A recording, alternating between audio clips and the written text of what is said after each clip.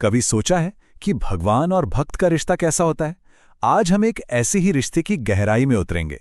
एक ऐसी कहानी जो बताती है कि क्यों स्वयं भगवान श्री राम अपने परम भक्त हनुमान से नजरें नहीं मिला पाते थे। आखिर ऐसा क्या था उस भक्ति में? चलिए जानते हैं। ये सवाल सुनने में ही कितना अजीब लगता है ना, कि जो पूरी सृष्टि के स्वामी हैं, उन्हें अपने सबसे प्रिय भक्त से नजरें क्यों फेरनी पड़ी। ये कोई मामूली सवाल नहीं है।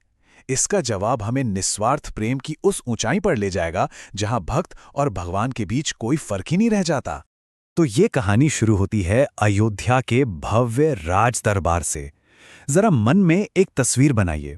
भगवान श्री राम और माता सीता सिंहासन पर बैठे हैं और चारों तरफ एक दिव्य शांति का माहौल है। और ठीक वहीं प्रभु श्री राम के चरणों के पास उनके परम भक्त हनुमान जी बैठे हैं। उनकी आंखों में ना कोई इच्छा है, ना कोई मांग, सिर्फ और सिर्फ शुद्ध प्रेम और अटूट भक्ति। वो बस अपलक अपने प्रभु को देखे जा रहे हैं। लेकिन तभी एक बहुत ही अनोखी बात हुई। जैसे ही हनुमान जी ने प्यार से भरकर श्री राम की तरफ देखा, प्रभु ने अपना चेहरा दूसरी तरफ कर लिया।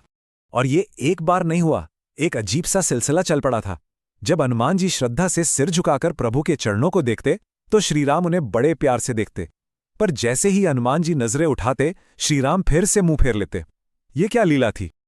और हनुमान जी, वो तो बस शांत थे।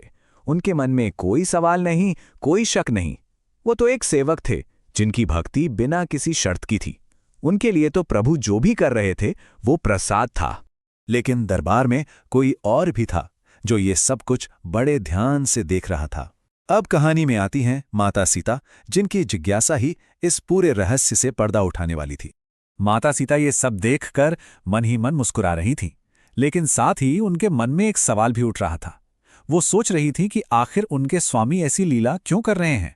आखिरकार उन्होंने बहुत ही प्यार से श्रीराम से पूछ ही लिया, प्रभु, ये रहस्य मेरी समझ से बाहर है। जब हमारा प्यारा हनुमान आपकी ओर देखता है तो आप उससे नजरें क्यों फेर लेते हैं? और बस अब वो पल आ गया था जब इस दिव्य रहस्य से पर्दा उठने वाला था। भगवान श्री राम जो जवाब देते हैं वो निस्वार्थ सेवा और दिव्य आभार की एक ऐसी मिसाल है जो हमें हमेशा याद रहेगी। श्री राम के जवाब को समझने से पहले चलिए एक शब्द का मतलब समझते हैं, ऋण। ऋण का मतलब सिर्फ कोई उधार या कर्ज नहीं होता। ये एक ऐसा गहरा एहसास है, एक ऐसा नैतिक या आध्यात्मिक बोझ है जिसे कभी चुकाया ही नहीं जा सकता। तब श्री राम ने मुस्कुराते हुए बहुत धीरे से कहा, सीते, मैं अपने भक्त हनुमान का ऋणी हूं, और जब कोई अपना ऋण नहीं चुका पाता तो वो नजरें चुराता है। मुझमें हनुमान से आंख मिलाने की हिम्मत नहीं है, क्योंकि उसने मेरे लिए जो किया है उसका कर्ज मैं कभी नहीं उतार सकता। और वो ऋण क्या था? वो था हनुमान की निस्वार्थ सेवा का ऋण। सोचिए, एक छलांग में विशाल समुद्र पार कर जाना, लंका जाकर तुम्हारा पता लगाना, उस सोने की लंका को जलाकर राख कर देना और लक्ष्मण के प्राण बचाने के लिए पूरा का पूरा पहाड़ उछालाना। ये कोई मामूली काम नहीं थे। श्री राम कहते हैं कि अगर वो अपना सब कुछ, अपना पूरा अस्तित्व भी हनुमान को दे दें, तब भी वो हनुमान के उस निस्वार्थ प्रेम और सेवा के ऋण से कभी मुक्त नहीं हो सकते। ये एक ऐसा कर्ज था जो भगवान ने अपने भक्त से लिया था। तो ये कहानी हमें दो बहुत ही अलग नजरियों के बारे में सिखाती है। एक तरफ है भगवान का आभार और दूसरी तरफ है एक भक्त की सच्ची विनम्रता। देखिए, यहां दो अलग अलग सोच हैं। एक तरफ भगवान राम है जो अपने भक्त की सेवा के बदले में खुद को कर्जदार महसूस कर रहे हैं, और दूसरी तरफ हनुमान जी हैं जो ये सब कुछ सिर्फ और सिर्फ अपनी भक्ति के कारण कर रहे हैं, बिना किसी इनाम की उम्मीद के।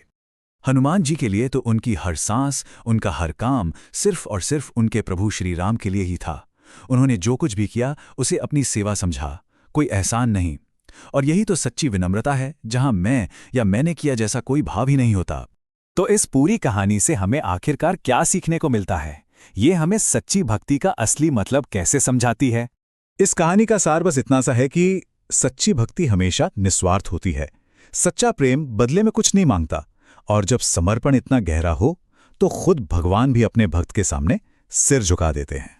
ये कहानी हमें एक सवाल के साथ छोड़ जाती है कि हम अपनी जिंदगी में निस्वार्थ भाव से काम करके कहाँ एक ऐसा ही खूबसूरत ऋण बना सकते हैं, एक ऐसा रिश्ता जहां प्यार और सेवा इतनी सच्ची हो कि उसकी कोई कीमत ही न लगाई जा सके।